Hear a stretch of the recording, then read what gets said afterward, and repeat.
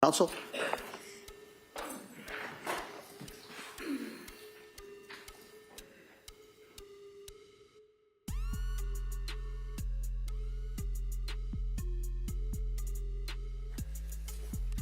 It was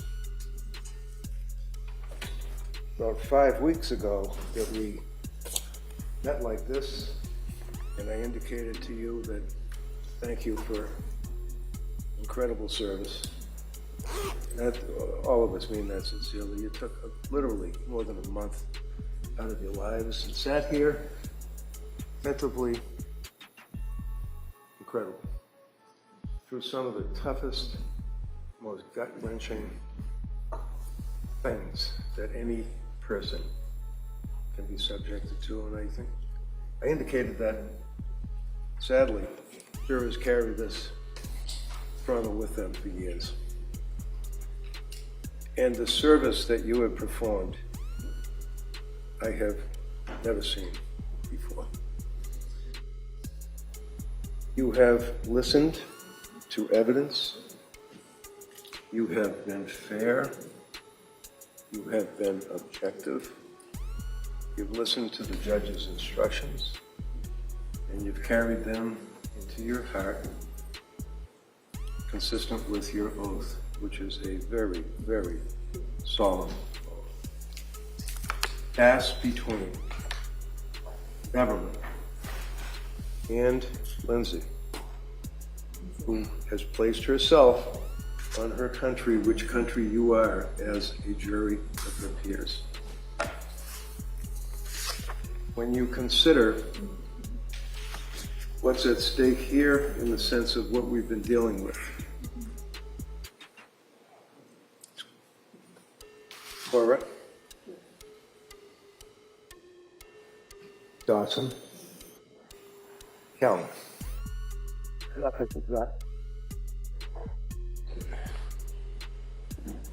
She knows loss. And that's why we think Cora, Dawson, Calvin.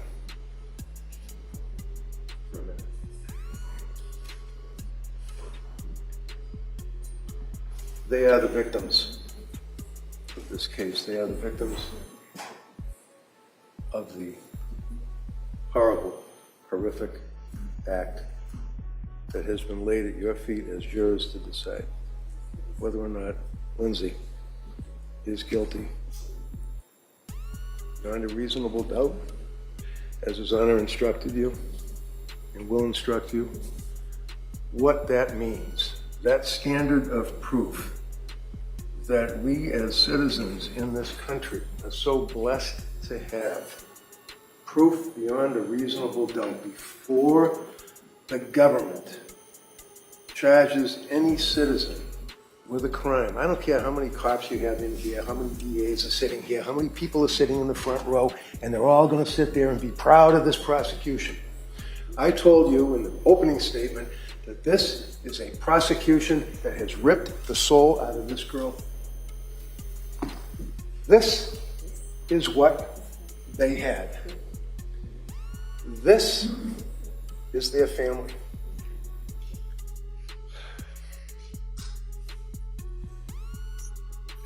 How does this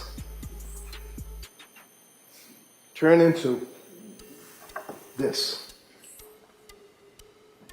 How? Because of the damn medicine and the lousy medical care that she got. You can troop as many paid experts as you want to come in here and tell a jury, oh, well, she didn't say that she heard voices inside her head. She said she heard voices from outside her head. She said she was making chicken McNuggets. There was a bowl on the sofa. She wasn't making chicken McNuggets. She said something. As I think and I muse and I try real hard to tell you what my opinion is, that this woman was acting in her right mind when these children were killed. So, when you consider the evidence in this case, you consider the person who is in front of you, who is the defendant, as the government refers to her. And as His Honor will than likely tell you, even though a person is a defendant in our system of justice, you don't have to defend against anything. The government has the burden of proof. When the DA decides to charge someone with a crime, he has the burden of proof. His assistants have the burden of proof to prove, number one, that Lindsay is guilty of this offense beyond a reasonable doubt, and then prove, number two, that Lindsay, at the time, killed her children, was not suffering from a mental disease or defect that caused her to have a lack of substantial capacity to appreciate, to know, to realize that what was being done while she was in a psychosis. But we'll laugh about that. It's just another woman. I guess it's just going to make an excuse. She's depressed. GAD, general anxiety. Give her a couple of pills, she'll be all right. You know from looking at the objective evidence in this case, this young lady, believe me, I don't have many clients like that. This young lady did nothing wrong in her life. She was a nurse, a daughter, a wife, and a darn good mother. You can see from the objective evidence, you can see, and you'll have all the exhibits for you to look at, and you can see by looking at these photographs, which you will have in the jury room. You can see the Facebook postings. You can see what she indicates about, for example, I just randomly grabbed this one, a son, my prince, that they would have you think she killed him first, cruelly, because she didn't like him. That is repulsive. So she's living her life with Pat, her kids, having a great time that summer. Life is good. She had to go back to work. In an opening statement, I told you, I said, watch the evidence. Watch the manipulation. Because that's what this case was built upon originally, and how it developed as the case progressed until it's in front of you. And how does that happen? Well, in the very beginning, going all the way back to when the first 911 call that you had to suffer through was made, you could hear in the voice, Pat Clancy, the horror, what he had obviously experienced. You can see from the evidence that's before you the injuries that she suffered. You will have in the jury room the exhibits that indicated the extent of the injuries from, I don't have to go through all of them, the extent of the injuries to slitting her throat, to slashing her wrists,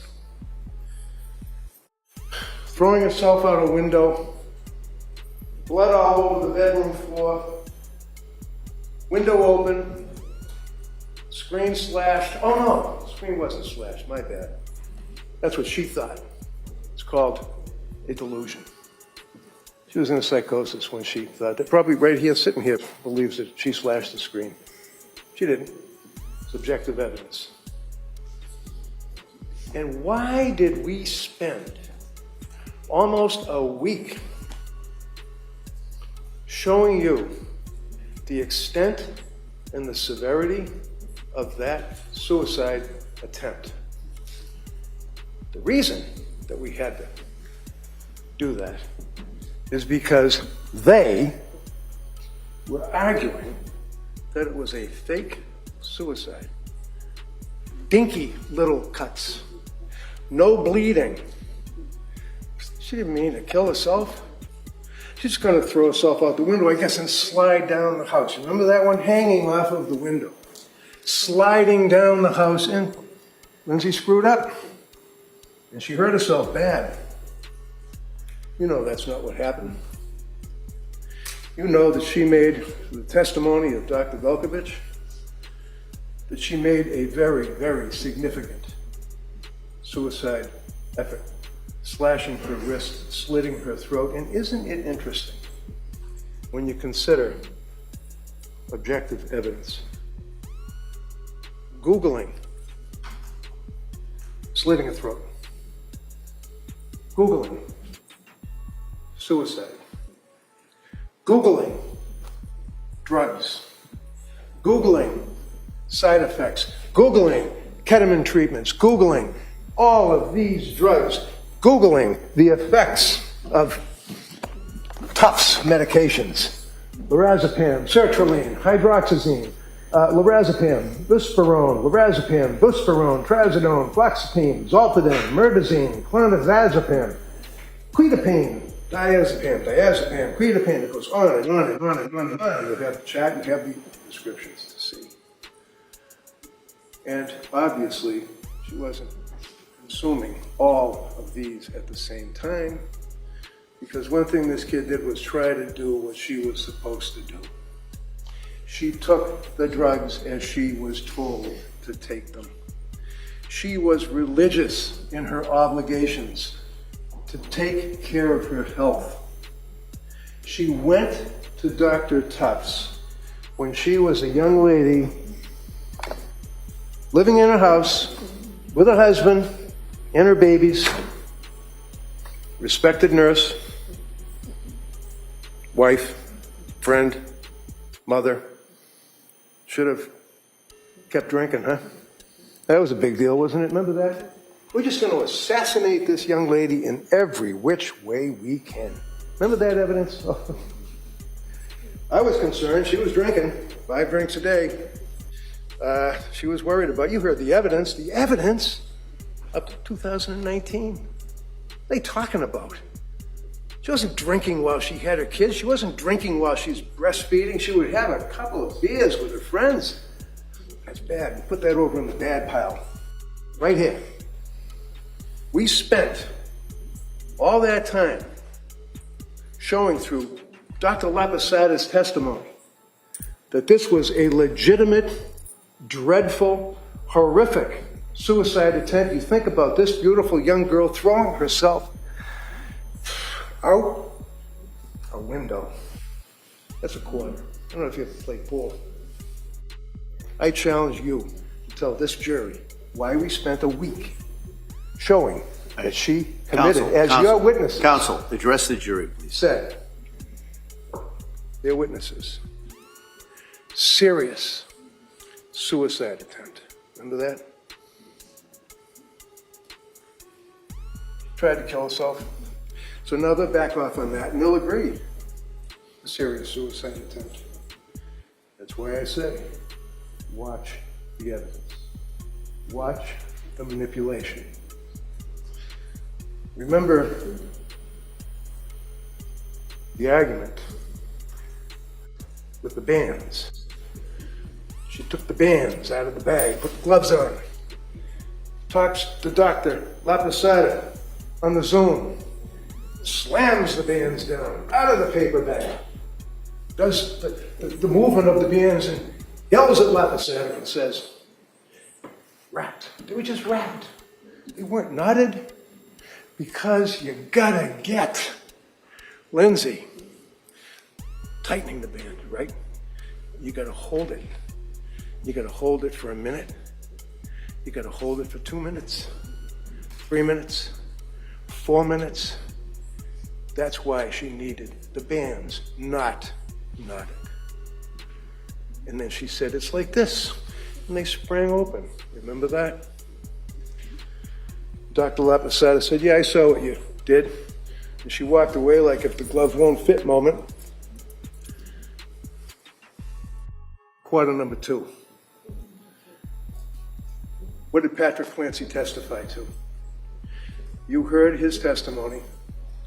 He indicated clearly, unequivocally, they were knotted around the necks of those children, to the point where he had to struggle. And it's your memory, not mine. If I say something you don't recall, forget it. It's what you remember the evidence to be. But clearly, I would suggest, he struggled to get it off of Dawson's over his head. And a police officer saw through the window. This is horrific stuff. But it's objective. And it shows the manipulation. This government, this prosecution is a mess. They would take their evidence and argue to you that she did not tie a knot and walk away, because as Dr. Laposada said, you're talking about 4 or 5 seconds, so somebody passes out. No, they gotta have the 4 minutes. And that's not what the evidence shows, is it? So, as we move on, Lindsay's in the hospital. And this whole thing about conversations, and she's talking to people, and the kids are in the basement, her throat was crushed. You heard the 911 team. You draw the inference, whether or not there's a conversation about where the children are. I tried to kill myself, the kids are in the basement, all that. You determine whether or not that was something that could be discerned. And the police investigation, because as His Honor indicates, there are two things here. Number 1, proof beyond a reasonable doubt that she's guilty, and number 2, proof beyond a reasonable doubt that she was not suffering from a disease or defect, as His Honor instructed you at the time of these killings. Those are the 2 things they have to prove. And when the police charge somebody with a criminal offense, they have an obligation to investigate. At the end of the day, when you're talking about, well, we've got the charges are before the court, you can sit there in the court, you can feel proud of yourself. Do a good investigation. You even know what this, you'll see the photograph of the cup and the powder. What is it? They don't even analyze it. Did they take pictures? Did they analyze? Did they test the blood? Did they? Lousy investigation of this. Well, that's okay, because she was guilty. And they put her in the hospital. And she's the evil woman who killed the 3 innocent kids. And they're going to stand there while she's chained to the bed, paralyzed. You heard testimony from Dr. Zeisel. They weren't little fluffy cuffs that were securing her to the bed. They were handcuffs, not the medical treatment. Medical treatment would be, like restraints, so you don't do whatever, pull lines out and things. We're talking about when the big men were in there with their guns and their badges, and they're sitting outside the door, and they're going to make sure that Lindsay Clancy, paralyzed, chained to the bed, doesn't get up and run away from the hospital, I guess. And they just have to suffer their way through. I guess I worked 8 hours. I had another shift I had to work that night. This is the treatment. And what's important about that is what kind of treatment did this young lady get from the healthcare providers. Remember Meg Collins? She came in this court. Meg, you might remember. Tall woman, short blonde hair, squared away. Unbelievable. Unbelievable. She was not only a nurse taking care of her in the hospital, she advocated for her. She stood up for her patient. She protected her. During the pandemic, you know that Meg Collins was in that emergency room when half of us were hiding at home behind our computers, hoping that we're not going to die in a week, drinking our Chardonnay at 11 o'clock in the morning. Meg Collins was in a hospital, treating people and advocating for them. That's an example of what nursing is all about. Not having attitude, not treating somebody like they're to be disdained. And what's even worse She comes out of a coma. She is intubated. She has had major surgery of her broken, crushed spine, vertebrae, rib, thyroid. Massive, not my words, medical records, massive testimony, blood transfusion for the blood loss. And when someone, you've heard evidence, comes out of surgery, they're delusional. You've had anesthesia. You've had think about having your tooth pulled. Think about the trauma that somebody has when they're in a hospital bed laying there, paralyzed, unable to feel the lower half of their body, but able to feel with the meds and the pain medication and everything else, the damage to the spine. And then the hospital has a meeting. Remember the other doctor, I think it was Dr. Shah, the Indian woman? Wicked impressive. She was amazing. She had the facts. She was able to tell you exactly what she observed. She was able to tell you what they were doing to treat Lindsay. She treated her like a human being. She was a damn good doctor. Came in here and told you all of her observations about her and told you one of the things that ultimately that they were concerned about is they had to have this big confabulation about, we're going to take her off the, the healthcare process. They had to have lawyers. They had to have people there. They had to have her signing documents. They had to determine whether or not she was going to be signing something to have her parents take over because Pat was not going to be responsible for her care. Lawyers, cops, handcuffs. Do I need a lawyer? Write that down. Where are you? You're out there somewhere. Write that down. Boy, she wanted a lawyer. That's a bad thing. Must be guilty. Let's put that in the guilty pile. That's why she said that, in a delirious state, dealing with all of these people about that issue. But what's even more nefarious is you think about it, as I said, your eye on the ball because of the manipulation. Paul Zeisel, big deal. I'm friends with the guy. You heard evidence that I called him. I was with Pat a night or two after this incident in the bedroom with all the blood. I was with Pat taking evidence that the police didn't even see in their thorough investigation. And I was able, as you know now, certainly, to grab this.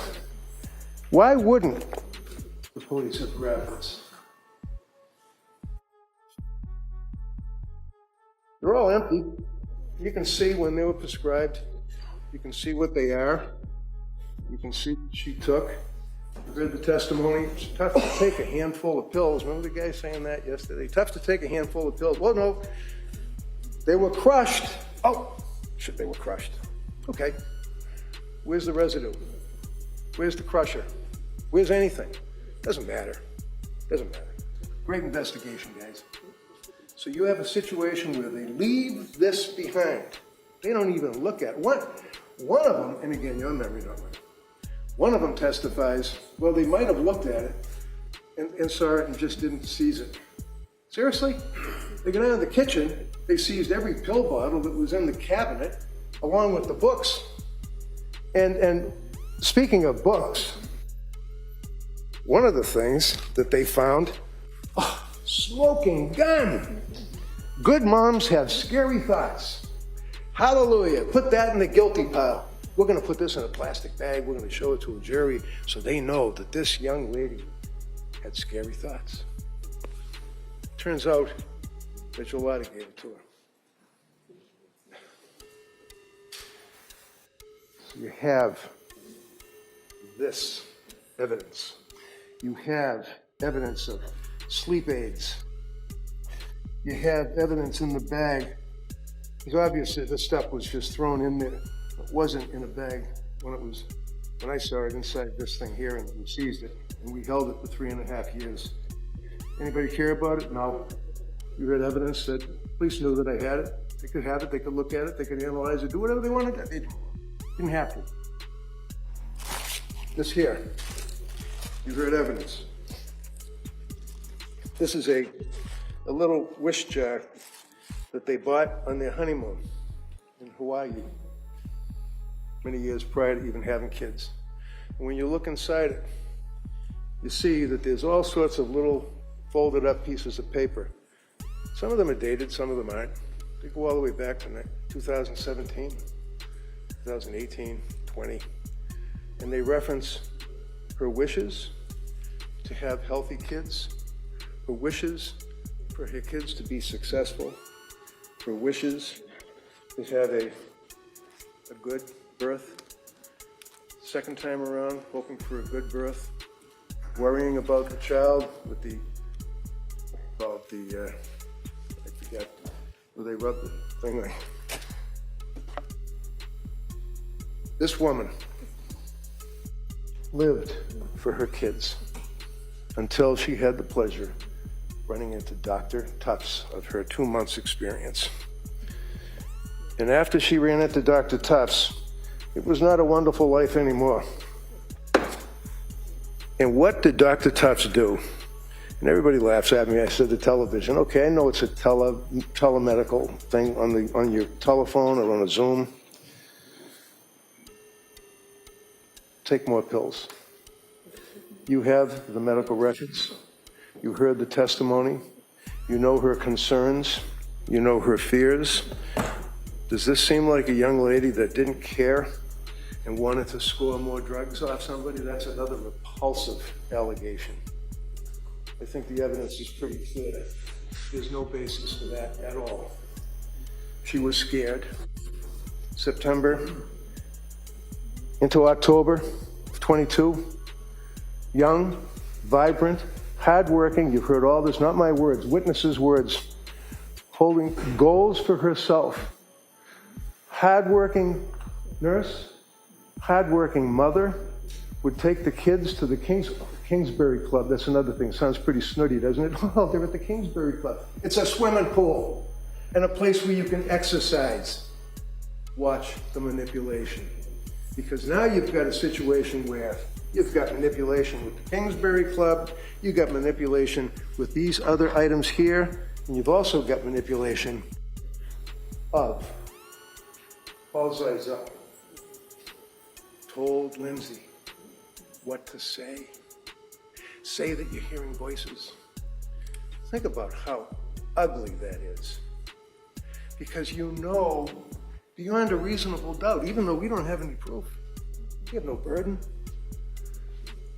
You heard from Sheila. Remember Sheila, the woman that's the reverend or whatever, she's the chaplain at the Brigham and Women's Hospital. She didn't know Lindsay from anybody that night when she came in all broken up.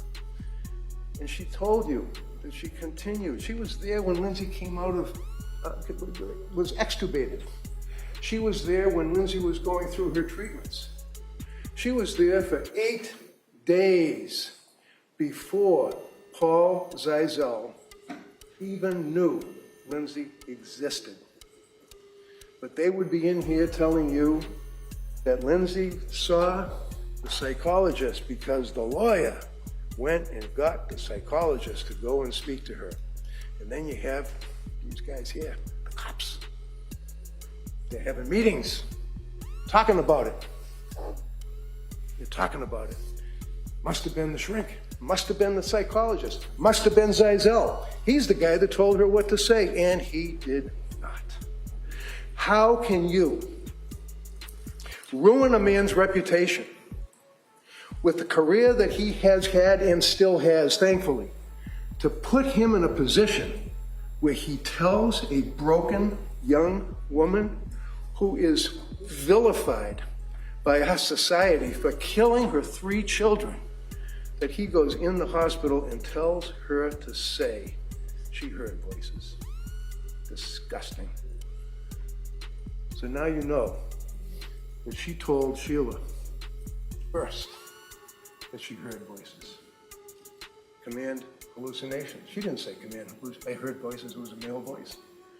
Told me, you had these other guys that came in The government's rebuttal witnesses, very, very impressive, very, very impressive. The first two, Mac, put him aside. You've got the other doctor as well.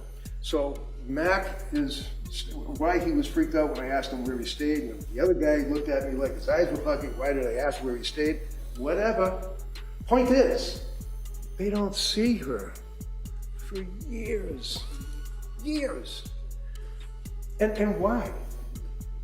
The other guy, Halburn, I think it was Halburn, he had to wait until maybe it was the last name, I forget. They had to process his payment from the DA's office through the school. Who cares? If you have an obligation to try and be objective, to try and even look as though you're competent and objective, why would you wait for so long? Why would you go with another guy? Why would you take this young lady and have her in a room and question her, one right after the other? Wouldn't you like to sit there and be questioned by Dr. Mack? Boy, that'd be an experience. For 3 hours, 4 hours. And the other guy is going to pepper his questions at her as well between that period. And the next day, she can take tests. And then go back at it again with Mack and with Halburn. And she was cooperative. She was pleasant. She was friendly. She answered the questions, and she owned what she did.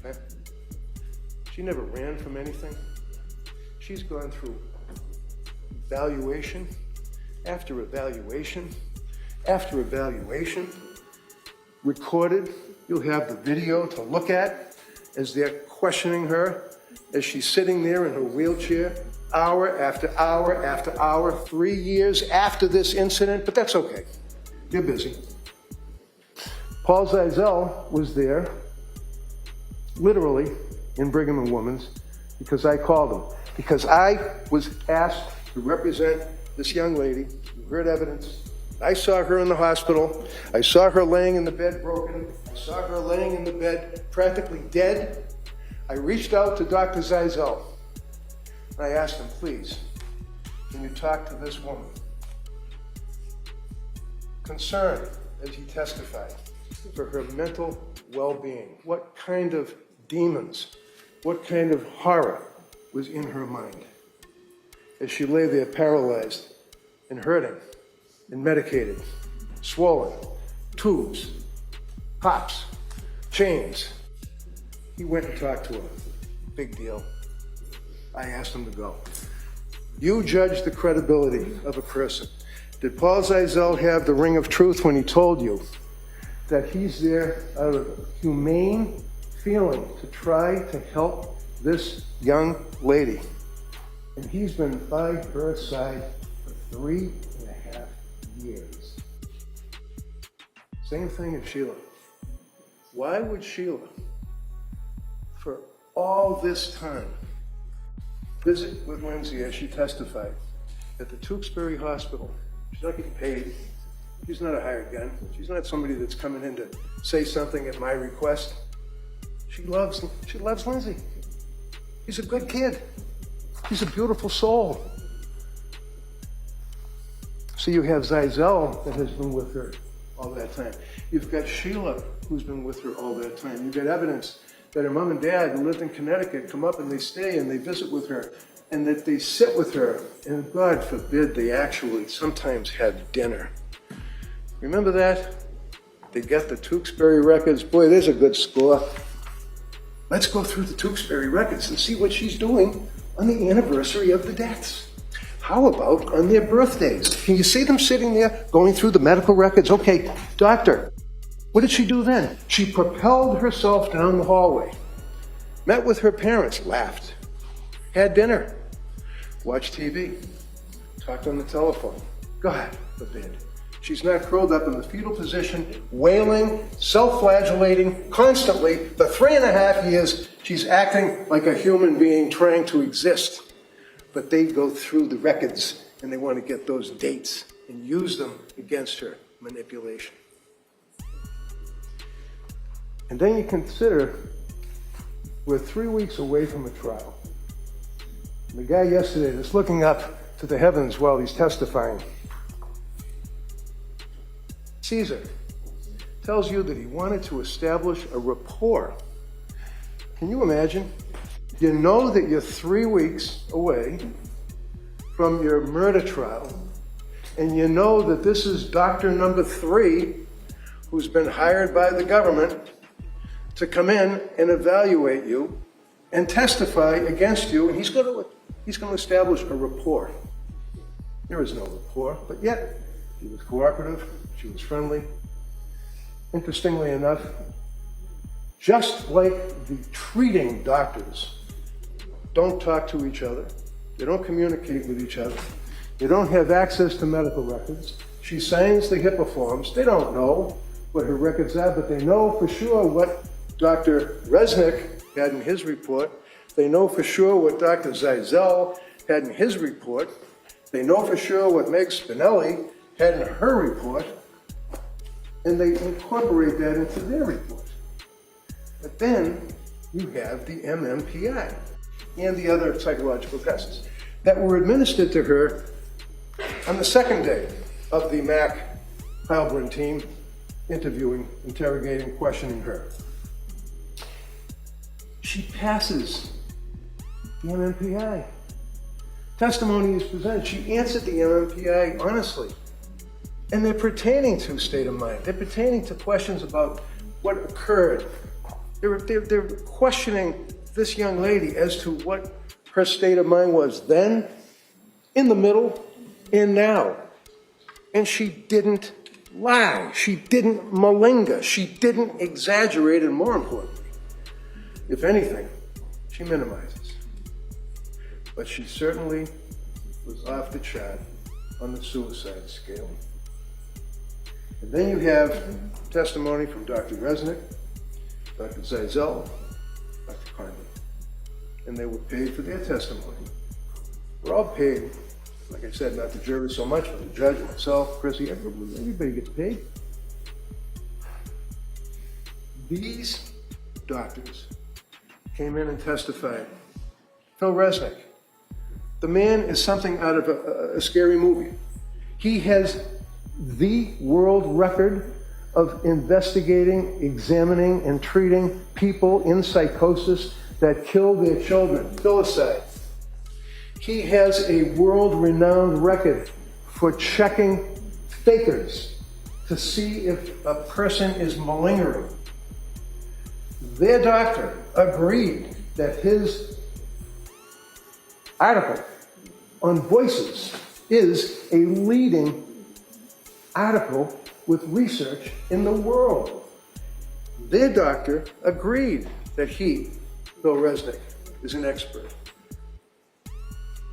on malingering. You heard him testify by Zoom because he had surgery. But he showed up by Zoom and testified that, again, 4 months after this incident, he met with Lindsay, he evaluated Lindsay, compared, looked at all the records, just like all the rest of them. Everyone says they looked at all the records, the police reports, grand jury minutes, everything else. He indicates clearly, in his opinion, that she was in a state of psychosis at the time of this death, times 3. Has any of the government doctors rebutted that? One of them, Heilbrunn, said it's possible either way. That's not proof beyond a reasonable doubt. The other one, Mac, you can accept his testimony if you wish, but I suggest that you probably won't. And then you're left with the doctor yesterday, who didn't even know what killing during the course of the psychosis was. And when I was questioning him about it, he agreed. And I said, don't just agree with me. You're just agreeing with me because I said that? And he basically said, yeah. What kind of expert testimony is this? It's a mess. But the government uses them to try to rebut a man like Phil Resnick, who tells you that she was suffering from a horrific mental disease and defect at the time of the killing of her beautiful children. Why? The how? And the fact that under the law, as His Honor has given you, she's not criminally responsible. And the burden is on them right here. prove to you that at the time of the killing, as Dr. Resnick says, that she was suffering from a disease or defect, as Dr. Zeisel said, she was suffering from a disease or defect, as Dr. Condi said, she was suffering from a disease or defect, and Condi took you down the road of all of these medications as a psychopharmacologist, as a doctor that specializes in prescription medications. And you got the evidence. So you're able to look at that and determine, see what the side effects are, what she was complaining of, and look at her records. I mean, they have really turned her inside out. I mean, they've got every single text, every single email, every single picture, everything that she did in college. Oh, that's another thing. She lied, according to the guy yesterday that testified, she lied to Pat about being on Prozac. They were dating for 3 months. She's living in Boston. She meets this kid. She thinks that she might like him, and they're dating. Oh, excuse me, before you go out with me, let me tell you that about a year ago when I was studying for my exams, because I'm nervous about talking in public, I got on Prozac. Seriously? That's what the government is arguing in this case. You're going to have this journal, which talks about her being, this is how controlling she is, manipulation. In the opening statement, you may recall that the district attorney said that she was a hard, charging, manipulating woman that was controlling, and everything in their life was controlled, and she ran it to the water, to the carrots, to the beets. You look in this book, and as you might recall, Ms. Rossi testified when asked, did you feel that she was being controlling of you? Because she says, for example, Monday, 10:24, Kellen, put down for a nap. Hopefully we'll nap for 2 hours. If he wakes shortly, let him resettle himself. Bottle when he wakes up. Then it goes on and on. Make salad, romaine lettuce. He likes peppers, broccoli. Cut the sweet potatoes in chunks. Thank you, with the heart. Another good score. You look at her journals that she took. You'll see, as you go along, in the dates that she's recording in these journals, she's talking about the drugs that she was prescribed. And look at the first page. Look at how detailed. Dates, how she felt, 10 milligrams Prozac, and it goes on like that, goes on through November into December. December 9th, 10th, 11th. Horrible, intrusive thoughts. Horrible thoughts in the AM. Horrible thoughts. Horrible thoughts. No motivation. And then finally, horrible thoughts, no motivation, deeply depressed. Then, that's around the time she went to Women and Infants Hospital, right? Looking for help. Look at this. As she runs into January, there's nothing other than little chicken scratches because her mind was gone. In January, as she's on these drugs and she's suffering from what you've heard is postpartum depression that can lead to postpartum psychosis, and you have these men coming in here that don't even know psychosis from schizophrenia as experts, telling you that if a woman doesn't have these symptoms, like it's a disease, symptoms of postpartum depression within 4 weeks, that's it. Lights out. You're not a person that can be considered. You're not a real person for purposes of postpartum depression and or postpartum psychosis. Well, I suggest that he's wrong. I suggest the second guy's wrong and the third guy. Well, actually, I don't even know. It's your memory.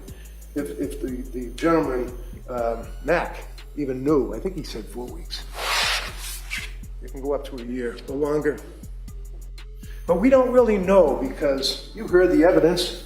There's no evidence. There's nothing in the DSM, but that's the Bible. God forbid you should go to Europe. You should look at the World Health Organization records. You should look at the way they treat pregnant women that have problems with their children. No, we're the most advanced country in the world. But we still have doctors that come into court on a murder trial and talk about 4-week cutoff. on something that they don't even know exists. They've never treated it. They've never written about it. You have terrorism experts. You have an expert that comes in and talks about his focus and his interests, and it's about juveniles and drugs, and like I said, kids that like to drink and smoke weed. Those are the experts, quote unquote, to support their burden to prove beyond a reasonable doubt that Lindsay was not suffering from a disease or defect at the time she killed her children. You all remember this. October.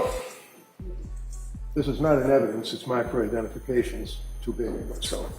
But basically it shows clearly and unequivocally the depths of despair that this young kid was in, trying to raise 3 kids, trying to be a wife, ready to go back to work. Did anyone say that she was just lazy or just didn't want to go back to work? Manipulation. They're arguing. She didn't want to go back to work. She didn't want to go back to work because she didn't want to leave her kids, especially Callan, because she loved her children. They were her life. Manipulation. And when you consider the journals, I don't know, you ever watched the movie there, The Shining, with Jack Nicholson? Remember the scene when he's sitting there in a state of complete psychosis, and he's writing a book and he's typing, and the wife finds the book and opens it up and looks at it and says, all work and no play makes Jack a dull boy. All work and no play makes Jack a dull boy. Repeated after repeated after repeated. And he says, do you like it? You look at the records of her Googling drugs. You look at how many times, how many hours of the night in the afternoon she's looking this stuff up, in between taking care of the family, in between all of the stuff that was going on with visiting doctors, seeing doctors, going to Rhode Island, being told, no, we can't help you, calling a suicide hotline, we can't help you, calling another suicide hotline, we can't help you. My God, what does she have to do? She was reaching out for help, and she was not getting it. She turns herself in to McLean Hospital. You saw the doctor, nice one. She's testifying. She didn't know. I suggest to you that she didn't know hardly anything, let alone psychosis involving a young lady like her going through what she was going through. The government bears the burden of proof beyond a reasonable doubt. They bring, for example, Ian Whiffen. The guy, you might remember him, was the guy that's, I guess he developed or helped develop Celebrate. What you got when you look at the records, you don't measure on an Apple Watch. Well, I shouldn't say Apple Watch because we know that they didn't have the Apple Watch, but on a cell phone. You don't measure going down the stairs. You measure stair climbing, right? That's what the testimony was. And there were 3 stairs that were climbed. Okay. The last record is 5:38. At 5:38 p.m., we went through that on cross. What happens to the phone? Don't know. It was on the bed. Was it dropped on the bed and it left there for 20 minutes? She could have been anywhere in the house during all that period of time, right? Right? You've got a compressed period of time that Patrick leaves to go to the restaurant to pick up the CV, and you heard the guy yesterday say, and then she sent him off to go to CVS. It's on the way. It's on the way. She didn't want him out of the house long. She was in distress. She wanted him home to help with the bathing, to help with the kids, to help putting them to bed. How long is he going to be gone? She Googles it. Is that something that is so nefarious? You think that goes right along the line with the book about good mothers having bad thoughts. My God, she actually Googled the time frame that Patrick would take to go to 3B and pick up the food and then leave and stop at CVS on the way. So I guess the government is suggesting she's not in a psychosis. So she's Googling Miralax because the doctor earlier that day told her that the baby Cora needed Miralax. Why would she do that? Because remember the government's opening when they told you she wasn't suffering from the psychosis. She was a woman that didn't want to live a life anymore, wasn't happy being a mother, didn't want to live that life. So she's going to kill her kids and hopefully throw herself out the window and not paralyze herself, and then she could run off into the sunset, I guess. That's what their theory was. Along with the fact it wasn't a real good suicide, it was fake. Well, now we know, don't we? The mess that this young lady was in her brain, my brain is being damaged. I will never be better. That's the evidence. That's the evidence that you have in this case. Burden of proof is on them to prove to you that at the time that she killed these three beautiful kids, that she just wanted to move on with her life. And I suggest to you, just as there's no chicken nugget residue, and then when you look at those photographs, there's a slice of a cucumber, there's a slice of a carrot, there's no chicken nuggets in that bowl. Patrick wouldn't know what the kids were eating. She was the one that would cook their dinner. She was in the refrigerator, but the guy yesterday is like, oh no, Patrick said that the child was eating the chicken McNuggets in the bowl. No, she was getting food out for the two kids, not the little baby, two kids for dinner. There's no evidence that she's lying. There's no evidence that she's malingering. And finally, remember, there was a big deal about whether or not the voices are within the head or whether or not they're outside of the head. Dr. Resnick's article with the largest research on voices malingering in the world indicates that 38% of almost 1,000 people that were examined report voices from inside their head, and it stops. You're going to buy that guy yesterday? He doesn't know what he's talking about. This young lady is not guilty of the killing of her children because she was suffering from a disease and defect, as His Honor instructed you. And they're not going to be able to prove otherwise. And it's their burden, not ours. Thank you.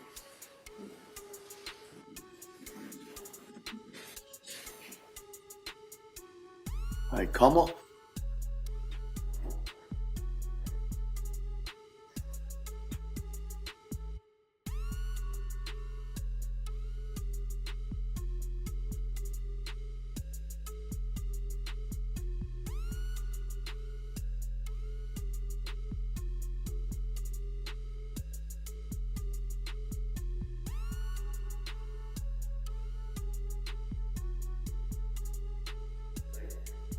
There's no dispute that Lindsay Clancy was suffering from mental illness.